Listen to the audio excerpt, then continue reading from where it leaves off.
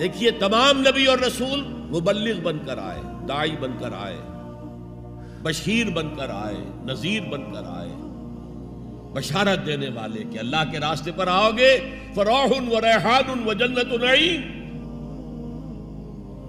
اور اگر انذار کرنے والے نذیر بن کر آئے، اگر غلط راستے پر جاؤ گے تو جہنم ہے۔ حضور بھی یا ایھا النبی انا ارسلناک شاہدا و مبشرا و نذیرا و داعیا الی اللہ باذنہ و سراجا منیرا، یہ جو 5 حیثیتیں ہیں یہ مشترک ہیں حضور میں اور تمام انبیاء میں۔ اگرچہ ہر حیثیت میں حضور کی اپنی شان ہے جس میں کوئی دوسرا نبی ان کے قریب نہیں آ سکے گا، لیکن نوٹ کیجئے یہ آیت جو میں اس وقت آپ کے سامنے رکھ رہا ہوں، جس کے لیے نصرت مطلوب تھی، آؤ میرا ہاتھ بٹاؤ، یہ قرآن میں 3 دفعہ آئی ہے محمد رسول اللہ کے لیے، اور کسی کے لیے نہیں آئی۔ ابراہیم کی نسبتیں دیکھیے، 3 نسبتیں ہیں کتنی اعلیٰ بلند۔ خلیل اللہ ہے واتخذ اللہ ابراہیم خلیلا، ابو الانبیاء ہے، سینکڑوں رسول اور نبی ان کی اولاد میں آئے۔ حضرت اسحاق کی اولاد سے، وہ جو prophets of the Old Testament ہیں ان کی کتابیں جو ہیں صحیفے ہیں دیکھیے۔ پھر حضرت اسماعیل کے اولاد میں حضرت محمد صلی اللہ علیہ وسلم، مدیان کی اولاد میں حضرت شعیب۔ یہ بہت کم لوگوں کو معلوم ہے کہ حضرت ابراہیم کی ایک تیسری زوجہ بھی تھی، ہاجرہ، جو مصر کے بادشاہ کی بیٹی تھی، جو پھر کنیز کے طور پر مصر کے بادشاہ نے پیش کی، ان سے اللہ نے بیٹا دیا اسماعیل۔ سارا جو حضرت ابراہیم کے اپنے خاندان سے تھی، کیونکہ بانجھ تھی، ساری عمر اولاد نہیں ہوئی، بڑھاپے میں اللہ نے اسحاق عطا کر دیا۔ پھر آپ نے ایک اور شادی کی تھی، قطورہ، ان سے 6 بیٹے دیے تھے اللہ نے حضرت ابراہیم کو۔ ان میں سے ایک مدین تھا جس سے قوم مدین بنی ہے، جس میں حضرت شعیب کو بھیجا گیا۔ باقیوں کی تاریخ ہمیں معلوم نہیں۔ حضرت اسحاق کے بھی 2 بیٹے تھے اور جڑواں تھے۔ ولادت جب ہوتی ہے جڑواں بچوں کی تو پہلے ایک پھر دوسرا آتا ہے نا، تو اس اعتبار سے اسے بڑا چھوٹا کہہ دیتے ہیں، چاہے تھوڑی سی دیر کا وقفہ ہو، لیکن وہ بڑا چھوٹا تو ہو گیا۔ تو بڑے تھے حضرت عیسو اور چھوٹے تھے حضرت یعقوب، اور یعقوب کو یعقوب کیوں کہا؟ عقب سے، بعد میں آنے والا، پیچھے آنے والا، یعقوب عقب۔ ان کی اولاد میں کتنے نبی ہوئے ذرا سوچئے۔ تو پہلی نسبت اللہ کے خلیل، دوسری نسبت سینکڑوں نبیوں کے والد جد امجد، اور تیسری نسبت انی جاعلک للناس اماما، امامت الناس کے اوپر فائز کیا گیا۔ لیکن کیا آپ کے ذریعے سے کوئی نظام قائم ہوا، کوئی اسلامی ریاست قائم ہوئی؟ نہیں۔ کیا حضرت موسیٰ کے ذریعے سے ہوئی؟ حضرت موسیٰ وہ ہیں جن کا ذکر قرآن میں ہم کہیں گے، یہ اگرچہ نام لے کر حضور کا تذکرہ بہت کم ہوا ہے قرآن میں، زیادہ نہیں، لیکن ظاہر بات ہے قرآن مجید تو حضور کی سیرت ہی بن جاتی ہے ایک طرح سے۔ غزوہ انفال کیا ہے؟ سورۃ انفال غزوہ بدر کا چیپٹر ہے۔ آل عمران کی 60 آیات جو 120 سے 180 تک وہ کیا ہے؟ غزوہ احد ہے۔ تو حضور کا تو ذکر سب سے زیادہ ہے، لیکن حضور کے بعد سب سے زیادہ ذکر 555 آیات قرآن کی حضرت موسیٰ کے بارے میں، 6,500 کل آیات ہیں، ان میں سے 555 1/13 1/13th part of Quran consists of تذکرہ of حضرت موسیٰ علیہ السلام۔ ان کے ذریعے حکومت قائم ہوئی۔ آ گئے تھے قریب 6 لاکھ بنی اسرائیل کو لے کر نکلے تھے مصر سے۔ ہجرت کے بعد آتا ہے قتال کا مرحلہ، جنگ کا مرحلہ، جیسے حضور کی سیرت مطہرہ میں ہجرت کے بعد غزوہ بدر، بلکہ اس سے پہلے 8 مہمیں جو آپ نے بھیجی، وہ ایک علیحدہ ایشو ہے۔ وہاں ہجرت کے بعد جب جنگ کا مرحلہ آیا پوری قوم نے کوڑا جواب دے دیا، فَذَهَبْ أَنْتَ وَرَبُّكَ فَقَاتِلَا إِنَّا هَاهُنَا قَاعِدُونَ، جاؤ موسیٰ تم اور تمہارا رب جاؤ اور پہلے فلسطین میں جو آباد ہے انہیں نکال کے باہر کر دو، پھر ہم داخل ہوں گے، ورنہ ہم تو یہاں بیٹھے ہیں، زمین جنبت نہ جنبت گل محمد۔ اس پر وہ پروسیس وہیں رک گیا، وہیں رک گیا۔ جبکہ حضور کو اللہ نے وہ صحابہ دیے۔ غزوہ بدر سے پہلے ایک مشورہ کیا حضور نے صحابہ سے،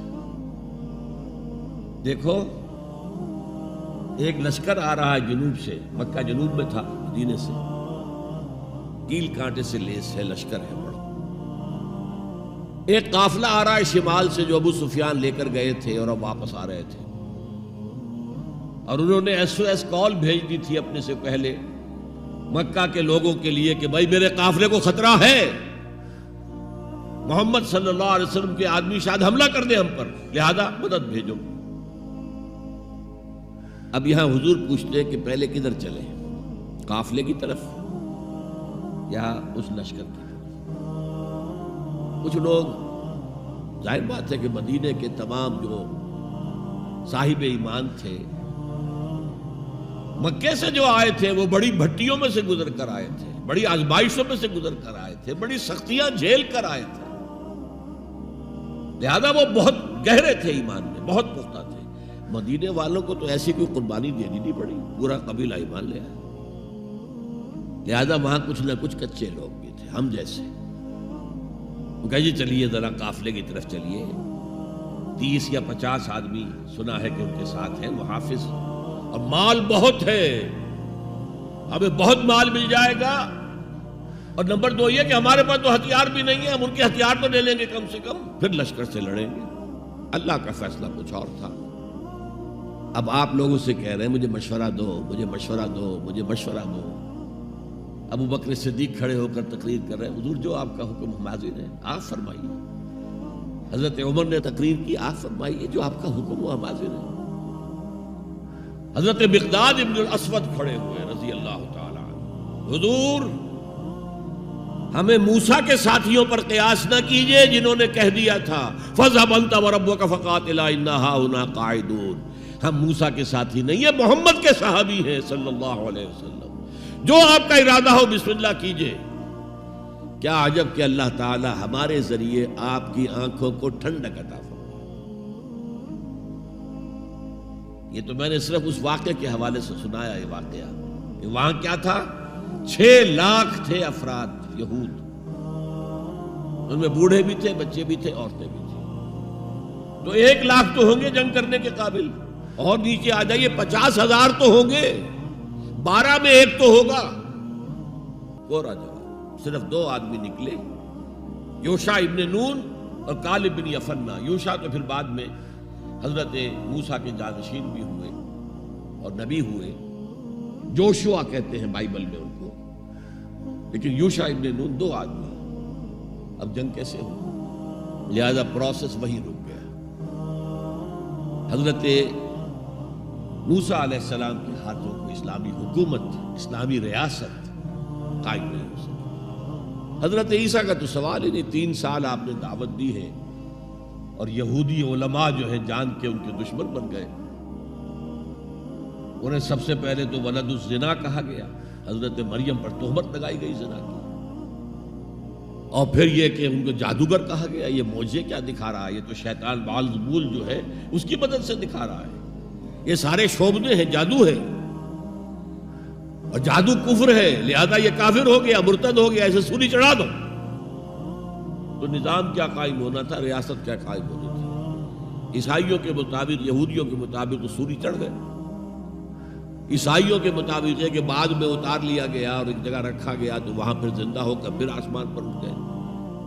اور ہمارا جو قرآن مجید نے جو ہمیں بتایا اور جس کی کچھ تفصیل ہمیں انجیل برنباس میں ملتی ہے، وہ یہ ہے کہ وہ نہیں، وہ تو پہلے ہی آسمان پر اٹھا لیے گئے تھے، گرفتار ہوئے ہی نہیں۔ جس ان کے حواری نے غداری کی تھی، یوڈاس اسکریوٹ، اس کو اللہ تعالیٰ نے اس کی شکل کو ولیکن شبہ لہم مشابہ بنا دیا حضرت عیسیٰ علیہ السلام کی شکل کے. وہی بدبخت گرفتار ہوا اور کیفر کردار کو پہنچا، سولی پر چڑھا جسے چڑھنا ہی چاہیے تھا، غداری کی تھی. بہرحال میں کہہ رہا تھا کہ یہ کام انذار، تبشیر، واعظ، نصیحت، تعلیم، تبلیغ، تربیت، تزکیہ، یہ سب رسولوں نے کیا اور حضور نے بھی کیا. لیکن یہ معاملہ صرف محمد کے لیے ہے صلی اللہ علیہ وسلم، اور 3 دفعہ آیا ہے. کسی اور نبی اور رسول کے لیے 1 دفعہ بھی نہیں آیا کہ ان کا فرض منصبی ہے دین کو غالب کرنا. صرف تبلیغ نہیں، غالب کرنا. یہ تھا وہ مشن جس میں آپ کو نصرت درکار تھی.